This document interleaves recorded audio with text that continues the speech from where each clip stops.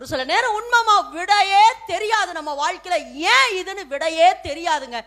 ஆனா கர்த்தர் ஒருத்திட்டு, ஏன்னா நான் களிமண் அவர் குயவன், அவர் இஷ்டத்துக்கு தாங்க என்ன வணைவாரு, அவர் இஷ்டத்துக்கு தான் என்னை வணைவாரு. நான் அவருடைய கையில் களிமண், அவர் பிதா குயவன், அவர் விரும்புகிறபடிதான் வணைகிறாரு. ஆனா இந்த ரகசியங்களை தெரியாம விழுந்து போனவங்க இருக்கிறாங்க.